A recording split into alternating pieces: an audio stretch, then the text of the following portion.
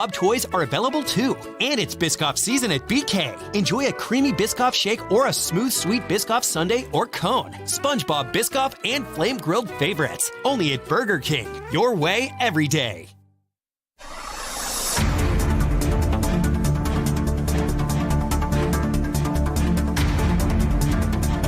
Live from Radio Command Studio, this is Money Sense, bringing an informed financial perspective to the Cayman community. A very good morning and warm welcome to Money Sense. I'm Simon Cawdery, and I have the distinct pleasure of welcoming Rich KARLGARD to today's show. Rich is a former publisher of Forbes magazine and an author of a number of books explaining how companies can remain relevant and successful. It's a real pleasure having you join us on today's show, Rich.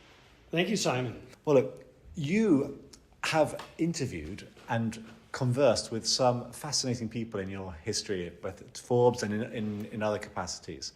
What did you learn from these people, and how did you learn it? Were they, when you interviewed these people, were they open with you? Did you feel as though they were telling you the honest truth, or did you have to really delve into it and drag it out of them? Some people you can ask a very simple question, probably that any high schooler could come up with. What's made you successful? And you'll get a pretty good answer. It won't be cliched. It'll be full of facts, and it will be useful. When I asked one of the legendary founders of Silicon Valley venture capital, a guy named Don Valentine, who started a VC firm called Sequoia Capital, which invested first outside investor in Apple, first outside investor in Cisco, joint outside investor in Google, very successful investor. He's since passed away. What counts for your success? And he said, my job is to get into the right quadrant of future possibilities. Well, I had never heard that. To me, that was really useful, particularly when I asked him, well, what does that mean? And it was meant a handful of things. It meant understanding the underlying rate of technological evolution, understanding demographics, understanding sort of the social wins, political wins. And if you understood all of those things, if you get into the quadrant where things are more likely to be headed than not, you don't have to be perfect with your investments. You can actually be pretty random with your investments. Some will work and some won't. I mean, every great technology investor will tell you if they're honest about things that didn't work. It might have been in the right quadrant. They probably were explaining their success, but they picked the wrong company in the right quadrant. But that to me was very useful, and it's what I talked about today at the RF Bank conference. I once got to spend a week on the road with Bill Gates when he was at the peak of his powers in the mid-90s. And it was hard to get a straight answer out of him on anything.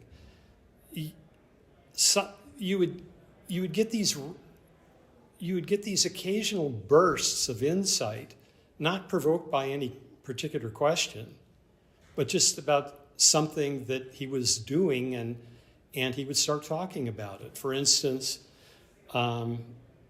he would start talking about journalists who covered Microsoft, and he knew the journalists' background. 20 journalists. He would name them all, their backgrounds, where they worked, what their biases were according to him. And to me, what that said was, here is a man who knows the details of Microsoft's business in every facet. He wasn't just sort of the general leader or the technologist. He knew their marketing strategy, their marketing communication strategy, their press strategy. He knew what motivated each of the writers, their strengths, their weaknesses, again, from his own bias. His own bias is almost irrelevant to the point that he knew it at all. And I'd never met anybody at his level of accomplishment that was that smart about the details of all the many journalists that he worked with. So you learn you learn that wasn't an answer to a question. Are you smart about everything about your business? I mean, how does somebody answer something like that without sounding kind of like a dork. How many of these leaders that you've met and you interview and you chat with, how many of them are self-aware of their own faults? And to what extent does that matter? Well, I think the exception, somebody who is still revered in Silicon Valley, where I am from, the area around Palo Alto, California, or about an hour by car south of San Francisco. Elon Musk is sort of the lion in the jungle today, but the lion in the jungle for many, many years was Steve Jobs. And Steve Jobs, he was so convinced of his vision of the future that he wasn't telling you the truth as it existed. He was telling you the truth as he saw that it was going to happen, usually on a time frame faster than anybody else saw it. And almost by force of personality made it happen, I suppose. And he did. And he was very rough on people. There were people who were very loyal to him, and he was not rough on everybody, but there were certain things that would really put him in a bad mood. If you weren't prepared for a meeting, things like that. People said about Steve Jobs that he was a scientist, but he was a good scientist for whatever motivates them. Power play, they're just angry people, and there are plenty of people who are jerks for that reason. But he was a scientist in the service of a higher purpose, and he held himself to the highest standards. He was as rough on himself as he was on anybody else, and that's why, as I say, he's still a much revered figure in Silicon Valley, even though he left a lot of bruises. But he was tough on himself from a performance perspective. Was he are these people tough on themselves from their behaviors, from their weaknesses? To what extent do these people try to improve their weaknesses, or do they only focus on their strengths? Because we hear a lot of management consulting type narrative about you must identify what your weaknesses are and move them to strength. Do they care, or do they say, my strength is my strength and let me make that the priority of myself? That was certainly the case of Steve Jobs. His strength was his strength. I don't think that he thought about his weaknesses, but people who were working with him a long time, some of those loyalists I mentioned, did mention that he did get wiser, and on the whole, he evolved in the direction of a better person. For instance, he was so monomaniacal about technology and about Apple and all of that, in combination with being kind of a narcissist and some other less savory things, that he denied for years the parentage of his daughter.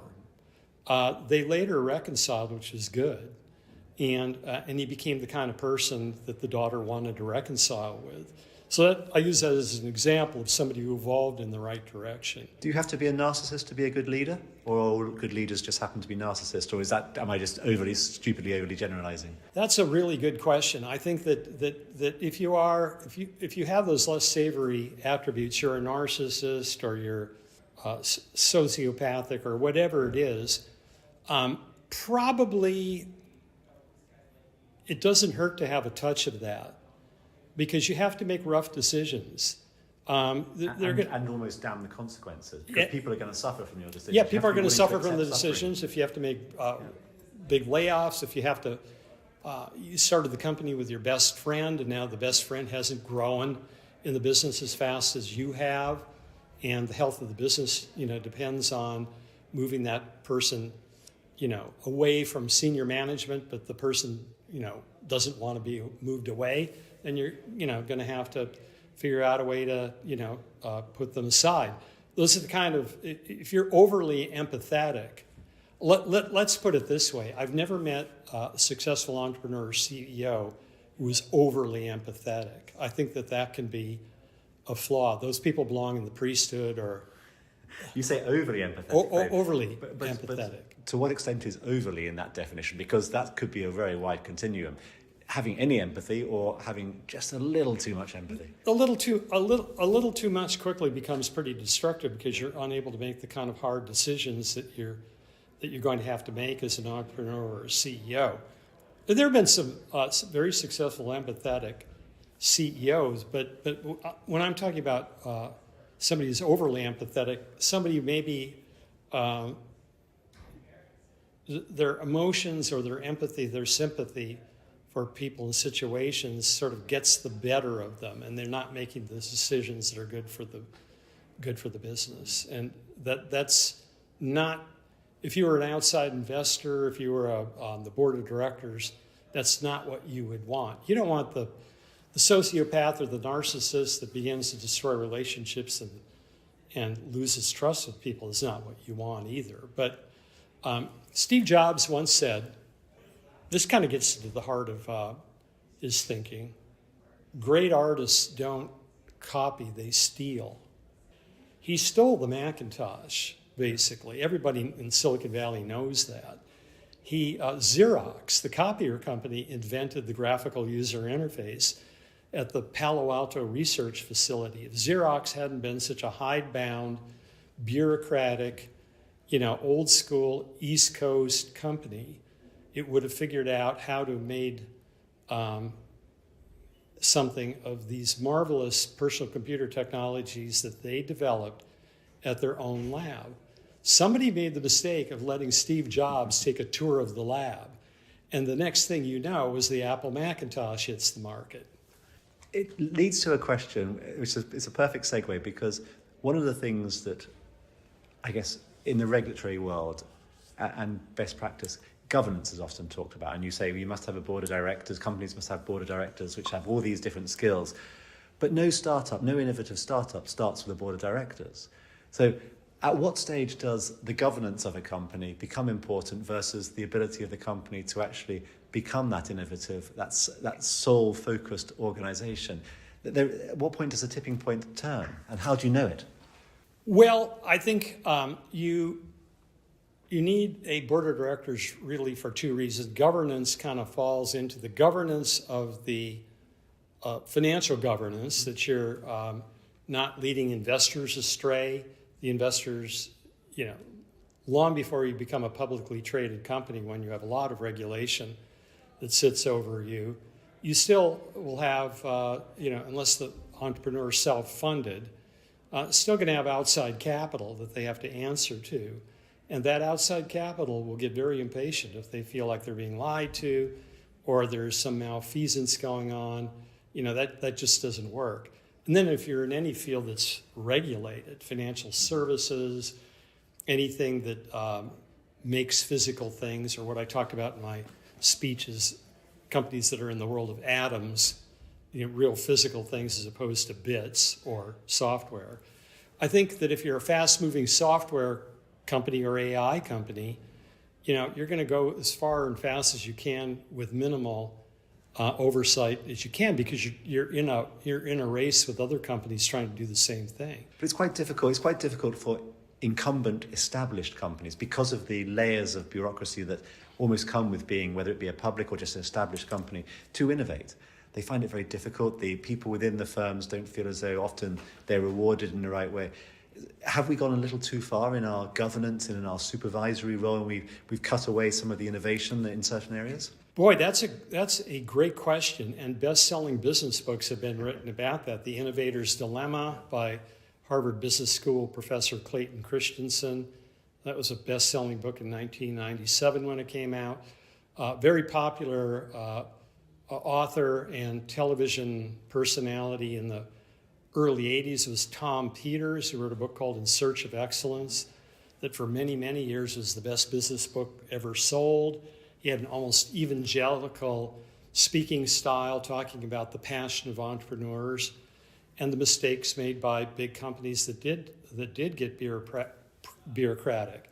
I think, Simon, these things go in waves. There are periods where business seems to be more in the hands of entrepreneurs who are running as fast as they can, sometimes with scandal in their wake, and then times when there's an overreaction and the regulators and strict governance takes over. I'm going to be a bit of an American snob here, but I think that the EU countries are overburdened by that kind of excessive regulation right now that keeps them from moving as fast as they can. Europe, with all of its great universities and history of great companies being formed, should be doing better in AI, should be doing better in technology than they're doing. But they seem to have, maybe this is an unwitting message, but they seem to be putting out a message that you Americans and Chinese and Singaporeans go out and develop AI and we'll be the trusted regulators of it all. Well, maybe not. I don't think the Americans or the Chinese or the Singaporeans are eager to have that if they've done all the work and invested all the capital in making that happen. Yeah, for sure. But we're going to take a very brief break, but please do rejoin us in a few seconds back on Money Sense. Happy 50th anniversary, Radio Cayman. Thank you for always providing support and a home for Caymanian music. Swanky Kitchen Band owes so much of our success to the support and the amazing platform that Radio Cayman has provided us with. May you continue on for the next 50 years with energy, vibes, and lots of Caymanian love. This is Money Sense, bringing an informed financial perspective to the Cayman community. Brought to you by the CFA Society Cayman Islands. And now, more Money Sense. Welcome back to Money Sense and our conversation with Rich KARLGARD on what makes businesses and entrepreneurs successful and some of the perils. Yeah, in the first half of the show, we talked about some of the successes, some of the factors that cause that. But you've also met, I presume, in your time, a number of people who have then turned out to be frauds and who have done pretty poor things, pretty terrible things. In hindsight, was it obvious? I'll tell you one story about somebody who was the head of a company that turned out to be kind of a giant fraud. And what could we learn? Yeah, that's called WorldCom. Yeah. And this was in the fervor of the late 90s, internet, what I like to call Internet 1.0 period, that created a wild overvaluation and money being thrown at any companies that was in this new space. Any company that had the letters.com Yeah. at the end of it. Yep. One of those sets of companies was the whole fiber optics industry, because people knew what blocked the evolutionary path of the internet was slow bandwidth, dial-up modems, which Wired magazine called the sound of two snakes mating, that whistle. Regrettably, we're both old enough to remember the Yeah, sound. yeah, Yes. we're both, yeah. So along comes fiber optics, and a lot of money went into these fiber optics companies. And I met the CEO/entrepreneur of one of them called WorldCom, and he just didn't. He seemed, I don't know. He gave off vibes like he was a money guy trying to get into something, and he really didn't understand the technology or the companies that were going to be using this. But he was a financial engineer. And I remember meeting him. I was to interview him on stage at a conference. And most of the technology people back then, they were a lot more unguarded than they are now. Now all of the Elon Musks and the Maybe with the exception of Elon. Sam Altmans and Elon Musk, but he's not accessible to all. Like, if you're Joe Rogan and you flied him with whiskey and or something, you're probably going to get some pretty interesting stuff out of them. But most of them come with their PR people, and getting through the whole PR gauntlet can be very difficult today. Well, he came with his own PR team to the green room where I was supposed to prep with him to do the interview. The last thing you want is to be talking to PR people who are telling you, the interviewer, how the interviewer is going to go. And in other words, he acted like kind of a small mafia boss. And I thought, this isn't going to cut it in the free-flowing world of technology.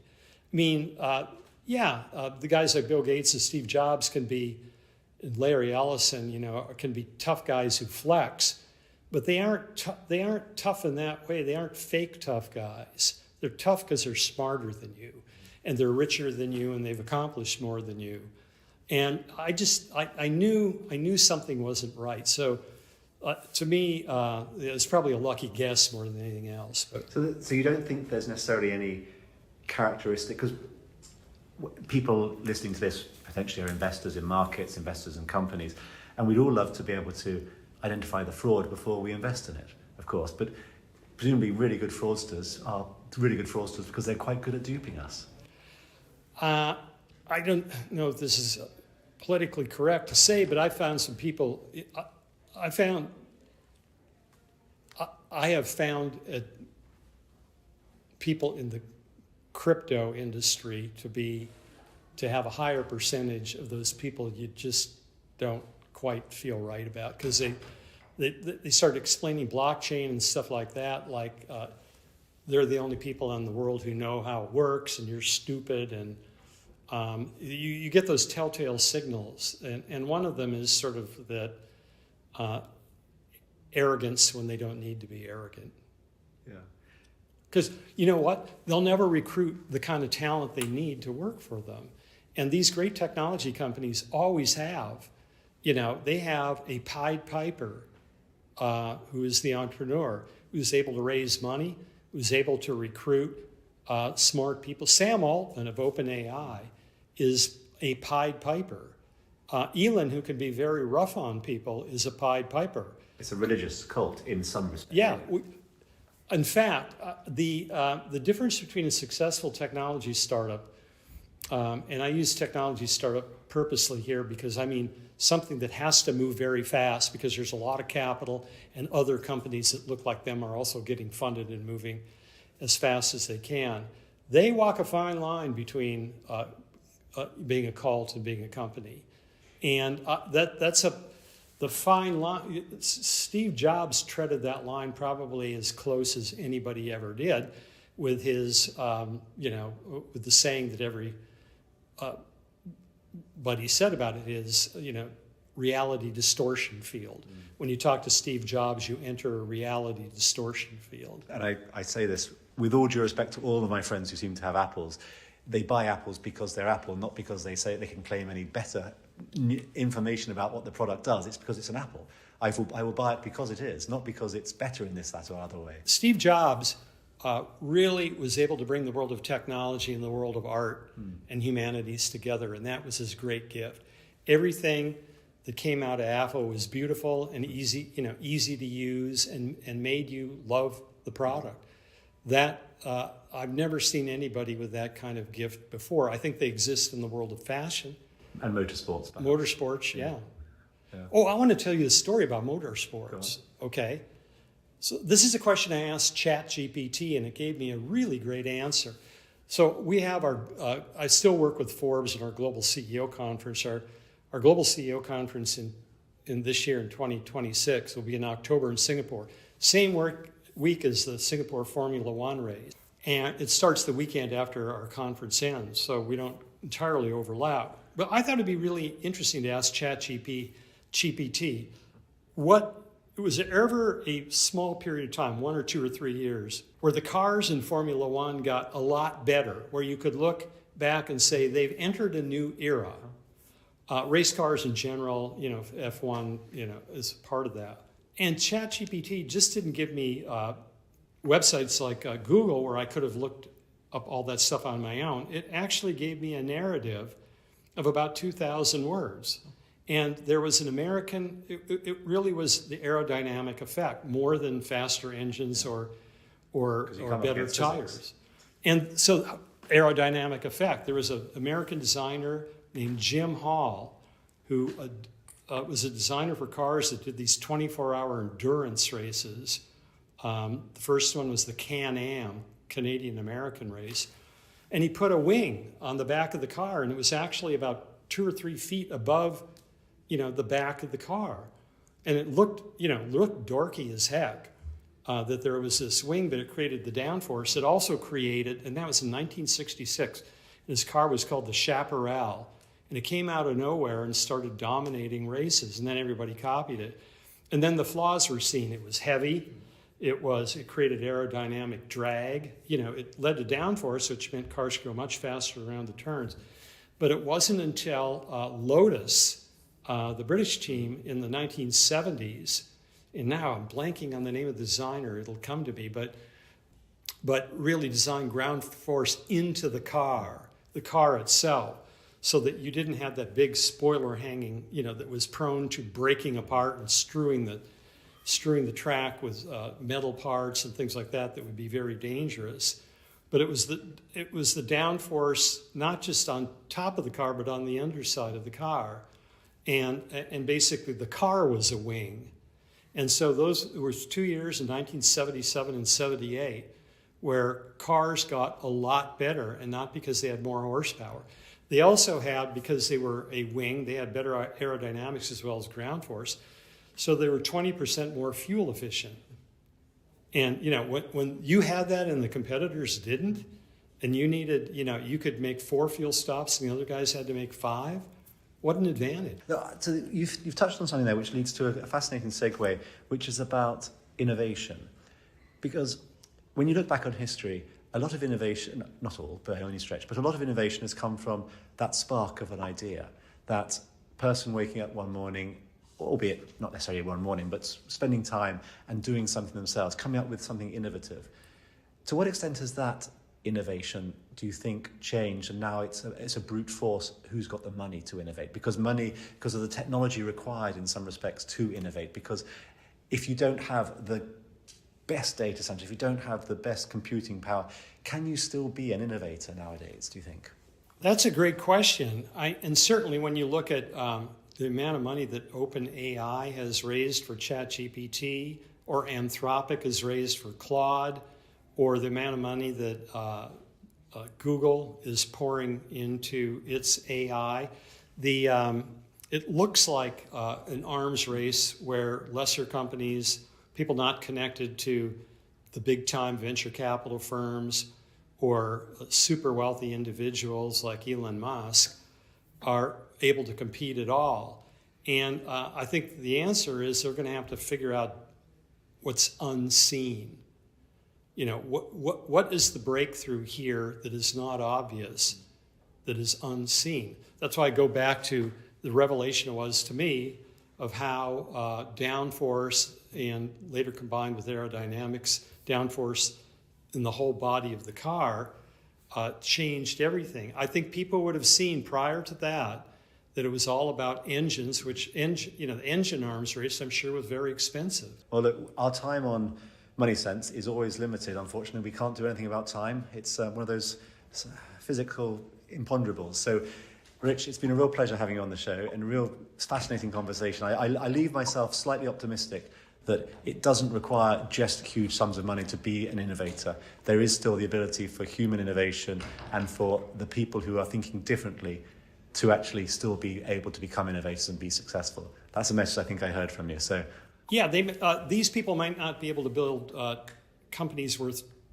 market values of trillions of dollars, but between nothing and $1 trillion, there's still a lot of space to build very valuable companies.